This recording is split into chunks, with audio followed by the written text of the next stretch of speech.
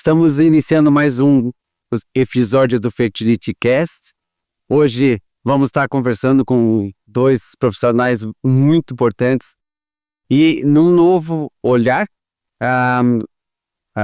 Eu, como médico clínico de 40 anos de profissão, em que eu clínico, consultório, fazendo ginecologia obstetrícia, num consultório eu tinha uma secretária. A gente vai se transformando numa clínica que tem embriologista, que tem enfermeiro, que tem nutrólogo, que tem administrador. E, quer dizer, essa transformação do consultório, e hoje já, a transformação vou colocar em empresas, né? Então, vamos falar um pouquinho dessa transformação da medicina reprodutiva e como que trabalhamos isso em relação à sustentabilidade, o mercado como que está trabalhando e como que a gente lidar com essa forma de ser, desse novo olhar sobre a reprodução humana. Fazendo favor, vamos lá. Quer começar?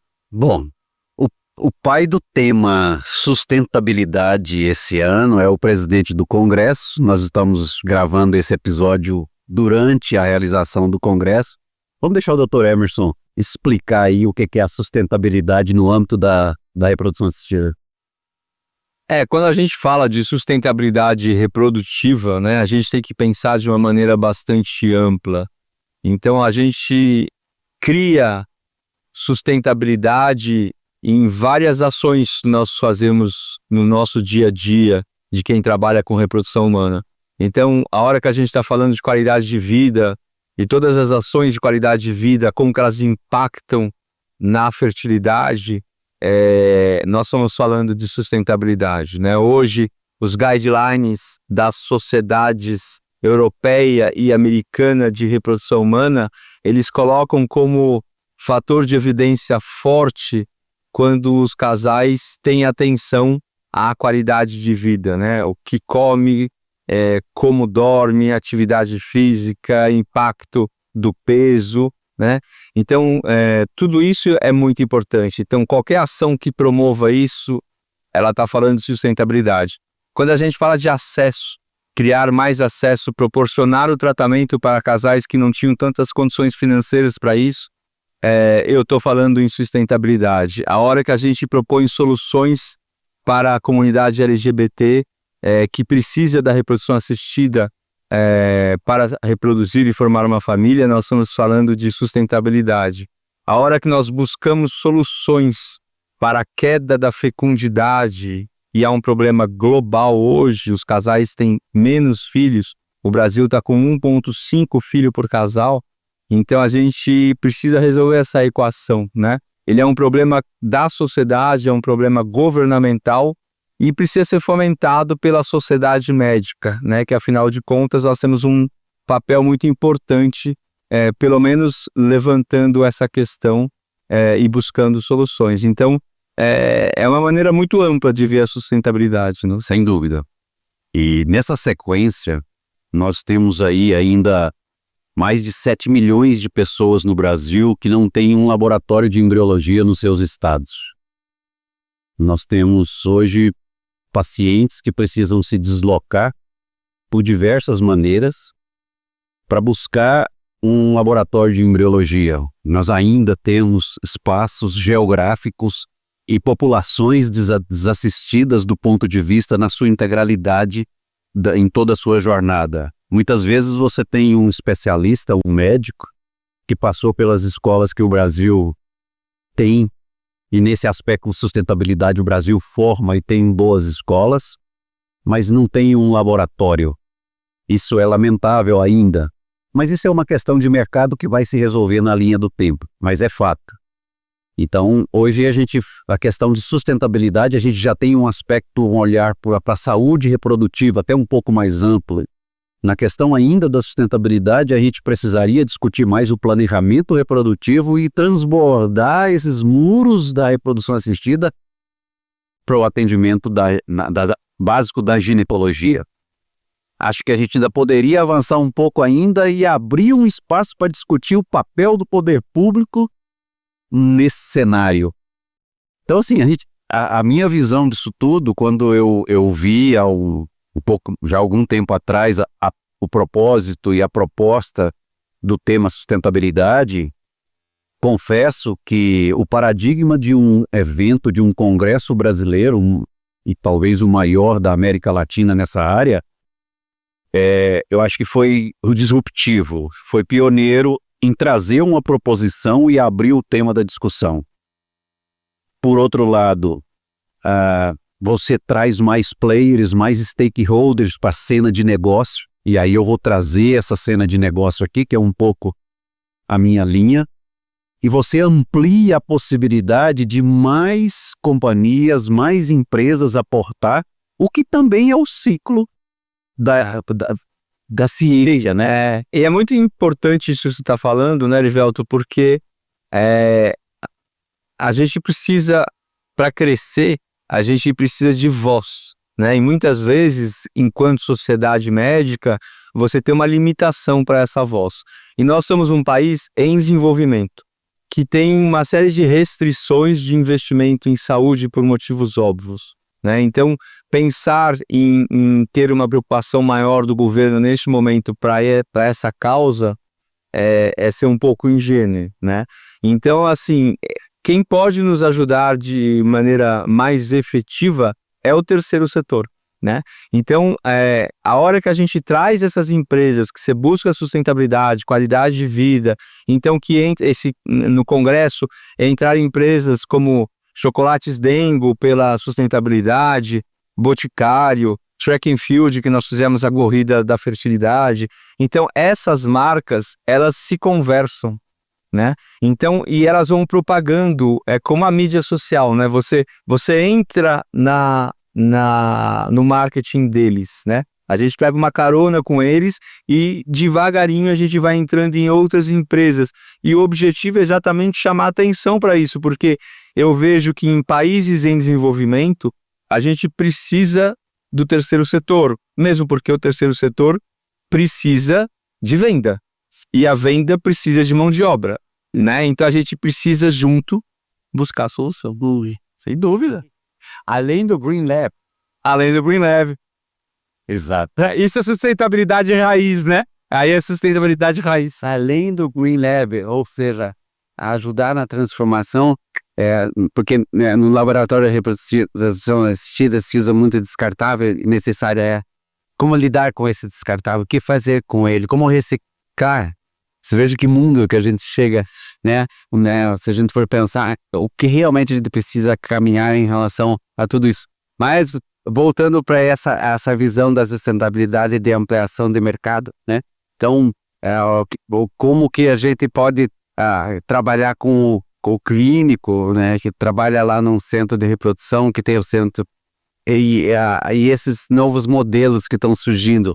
Então, como haver essa transformação? Eu acho que muito daquilo que a gente faz a nível de sociedade, considerando que 90% dos nossos centros de reprodução assistida são pequenos, né? Não, 250 centros, mas a grande maioria pequenos laboratórios. E tem os grandes laboratórios, mas a gente tem que pensar sobre essa grande maioria que tem estruturas menores, né? Mas efetivamente elas precisam estar se ajustando a esse mercado em expansão, né? Como lidar com essa transformação?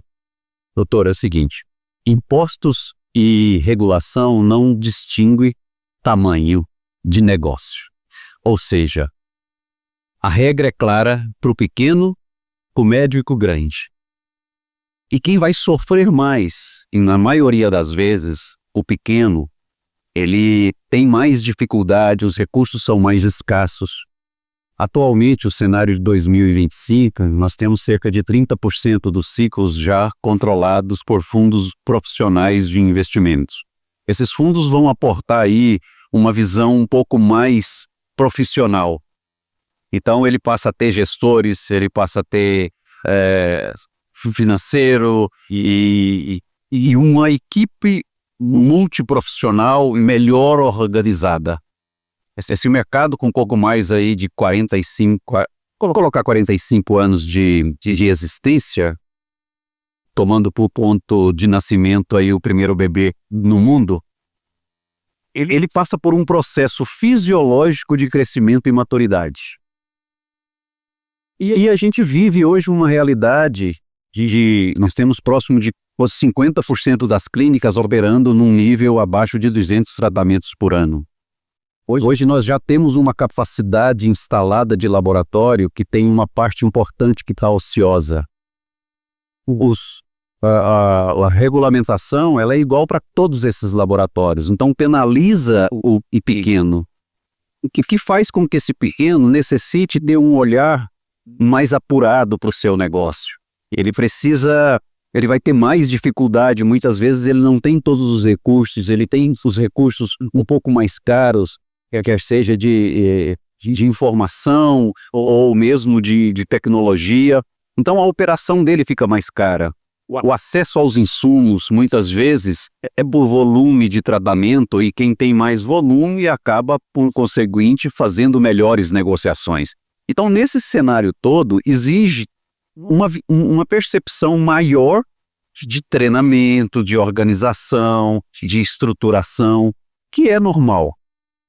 Faz com que apresente-se novos players, que a efetividade da estrutura do laboratório do ponto de vista do negócio tem que ser melhor, cada vez melhor.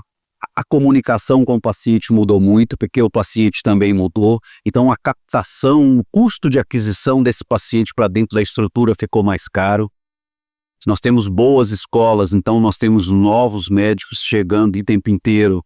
Exige um olhar para esse novo médico, uma nova informação, concorda? Concordo. Eu acho, né, Livelto, que assim, se a gente for fazer uma analogia até tosca, mas de como que a tecnologia ela é incorporada e com o tempo ela leva ao avanço e também barateando o custo, né? 35, eu tenho 55 anos, então lá quando eu comprei meu primeiro carro, o ar-condicionado e direção hidráulica na Samsung de mais de 35 anos atrás, era um item de luxo, né? Os carros brasileiros nem tinham, era só carro importado. Hoje você vai comprar um carro que não tem ar-condicionado, que não seja automático, era tudo mecânico os carros, e o automático era o luxo, né? E ainda as pessoas falam assim, não, mas meu carro é esportivo, não vai... Automático, meu carro, hoje os Fórmula 1 é automático, né? Então assim, com o tempo, a tecnologia ela vai baratear, ela vai chegar a todos e ela vai propor soluções melhores, né? Então, as clínicas, como o Dr. Álvaro estava falando, as clínicas menores, que ainda é uma realidade grande no Brasil, elas precisam, pegando carona no que você falou, se reinventar, né? Porque se elas estão ociosas, às vezes elas são ociosas porque elas não estão conseguindo capilaridade no mercado. E a maneira adequada talvez seja procurar uma associação, né? Ou um player que ajude nesse sentido, né? Porque se ele tem, hoje você ter tempo ocioso, ter espaço ocioso, tá ficando cada vez mais caro, né? Então você tem que baratear o seu custo. Se você consegue baratear o seu custo, você consegue adquirir a tecnologia. E se manter competitivo. É exatamente isso. Nós vivemos uma situação em que nós estamos num processo de transição geracional e de negócios. E que você precisa ter sim um olhar com o seu negócio, a maioria das vezes que começou ali ainda no início deste mercado e que você precisa o tempo inteiro se reinventar. Por uma razão muito simples, o paciente se reinventou. E eu preciso me conectar com esse novo paciente. Outro dia, fazendo uma análise, a gente viu que não chega a 10% as clínicas que têm um processo sucessório natural por existência. Ou seja, não estou dizendo que vai acontecer a sucessão, mas o fundador pode passar para a família. Menos de 10%. O que vai acontecer com os outros? É natural que em algum momento você vai ter que abrir vai ter que se conectar com outros grupos. E aí é um processo de escolher aquilo que é melhor para você do ponto de vista de você olhar a sustentabilidade do negócio na linha do tempo. É um desafio, né? Nesses desafios é interessante ver, trabalhar e progredir. Mas eu acho que o tema sustentabilidade, nós estamos agora falando de sustentabilidade de negócio, né? Não só. Isso eu passo, né? É muito legal, eu estou falando sustentabilidade de negócio, né? Porque se o negócio não é sustentável, ele não vai ser viável. Essa é a questão, né? Se nós não tivermos um mundo sustentável, nós não vamos ter um mundo não viável, né? Essa é a questão. Então, o aquecimento global é uma realidade. Como é que a gente trabalha com isso? Todos nós vamos ser afetados por esse processo. Então, eu acho que é muito importante a gente, a nível de trabalho e de sociedade, a gente está ajudando nessa aprendizado, né? Como é que a gente pode otimizar esse aprendizado, né? Então, essas mesas que a gente teve no aprendizado, no congresso, você ter a chance de não só reconectar, como você está adequando. Eu acho que isso é muito importante, Anderson, que a gente está proporcionando a nível de sociedade, de você ter a chance de não precisar, talvez, fazer um curso internacional, como nós tivemos que, né, buscar, por exemplo, fazer reprodução assistida, tinha que se deslocar para outros locais para aprender, e hoje a gente tem excelentes profissionais, muito bem gabaritados para treinamento, para execução. E é muito rico, Álvaro, uma mesa que nós tivemos no congresso, onde tinham ali, acho que 10, 11 profissionais dos mais respeitados do mundo. Foi uma mesa de um bate-papo, onde eles responderam a várias perguntas de forma bastante direta, de como eles fazem no dia a dia, não era aula, né? Então, eles eram estimulados a responder a dúvidas que todo colega tem, que todo médico tem de como resolver situações do dia a dia, e você tem a oportunidade de, numa única mesa, ver 10 dos melhores profissionais do mundo falarem como que eles resolvem aqueles problemas. Ou como você falou, sem ter que sair do país, né? Então isso é um ganho que a sociedade entrega para os seus associados, para os seus congressistas, que é inapagável. É lindo ver. Nesse aspecto, assim, eu tenho olhado muito a América Latina e muita coisa fora dos Estados Unidos e Europa também, olhando o mercado com um olhar, primeiro, de aprendizado, e depois um pouco mais crítico comparativo. Nem tem como eu não comparar. No aspecto de formação, de qualidade, quando a gente analisa hoje de onde nós estamos para os pioneiros que precisavam sair do país e buscar o conhecimento lá fora, nós estamos muito bem posicionados de formação. A gente tem hoje profissionais chegando, um processo de transição natural, bem formados, tecnicamente bem formados, com possibilidade de reizum real. Ou seja, eu já tive a oportunidade de falar em fóruns internacionais, com bastante educação, que hoje o Brasil é o melhor espaço para uma área que nós ainda não somos bons o suficientes, que é o turismo reprodutivo. Com certeza, concordo plenamente com você. Mas nós temos a principal ferramenta para fomentar o turismo reprodutivo, que é a empatia do atendimento médico. Isso é nosso. Isso é. E assim, eu percebo nessa nova geração que está sendo formada, ela está sendo formada com esse viés. Ou seja, nós temos sustentabilidade daquilo que nós temos de bons, de bom. Mas não somos bons ainda em ser percebidos como tal, por um público que deveria nos ver. Que é a questão de você ter um custo melhor para um paciente. Se você pega aí vamos pegar Estados Unidos, que seja, e pacientes que poderiam se beneficiar daquilo que a gente entrega tecnicamente, das nossas belezas naturais, do acolhimento do nosso povo, mas acima de tudo do nível de cuidado nas clínicas que eu não consigo enxergar melhor em outro lugar. Não tem. Não tem mesmo? Não tem. Você tem uma vantagem, pelo menos momentânea, né? Eu espero que melhore a força da nossa moeda, mas neste momento a diferença que existe da moeda brasileira comparada com a americana e europeia, então favorece muito essa vinda do paciente de fora para o Brasil, né? Porque com o valor que ele paga um tratamento aqui, do mesmo nível técnico que ele pagaria lá, aqui ele consegue, com o valor de lá, fazer 2 ou 3 ciclos, né? Sem dúvida. Tem a logística de vir, mas a hora que você vê custo do tratamento, você consegue ter um custo mais baixo. A hora que você vê é simples dizer, né? O brasileiro que mora na Europa ou nos Estados Unidos, ele vem fazer o tratamento dele no Brasil, né? Eu tive algumas pacientes esse ano que vieram fazer o tratamento aqui, tendo o benefício da empresa onde elas trabalham nos Estados Unidos para fazer lá sem custo, né? Somente uma empresa permitiu que a paciente fizesse o tratamento no Brasil e custeou isso. As outras, por compliance, ela teria que fazer o tratamento lá. Mesmo assim, as pacientes resolveram vir fazer o tratamento no Brasil, porque experimentaram fazer lá, ou consulta, ou tratamento mesmo, e a experiência não foi boa.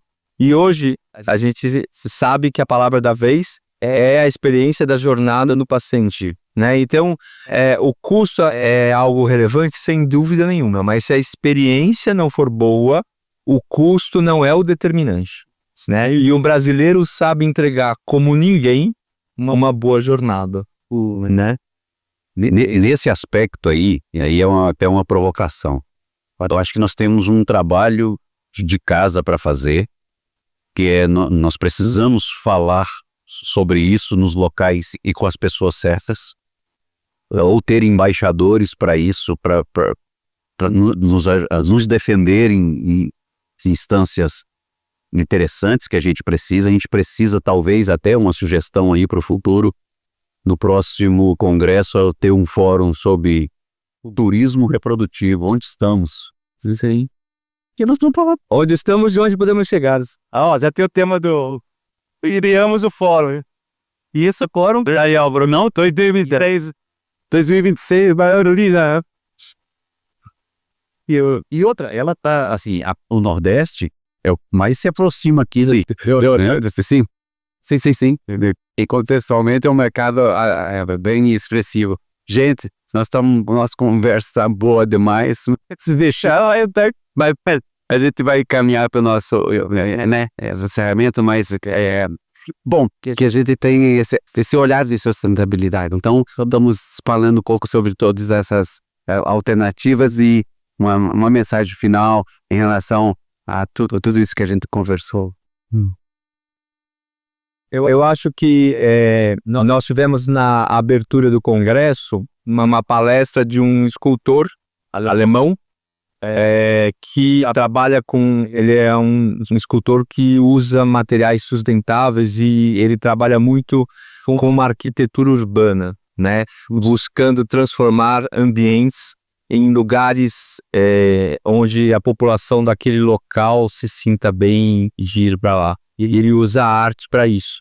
E foi muito interessante a maneira como ele mostrou o trabalho dele e como ele busca e como ele vê sustentabilidade no que ele faz. Eu acho que aquilo ficou uma lição de casa para a gente, né? Nós temos que aprender a ver a sustentabilidade, onde eu posso ser sustentável. O mundo precisa disso, que cada pessoa olhe para ela mesma, para o trabalho dela e como que ele pode ser melhor. Bom, eu sempre, no meu trabalho, eu sempre pergunto por que eu faço o que eu faço. E eu tenho 3 palavras que eu sempre repito para mim. Eu trabalho porque eu quero um mercado maior, melhor e mais ético. Eu vou acrescentar uma 4ª palavra aqui, que é sustentável. Então eu vejo as trocas entre os profissionais, eu vejo como a dinâmica se forma. E é muito interessante ver a doação de onde nós estamos falando hoje para um mercado maior, melhor, mais ético e sustentável. Perfeito. Bom, gente, eu queria agradecer muito por essa conversa tão profunda, né? e desafiar a nossa sociedade a ser mais sustentável. Com certeza. Obrigado.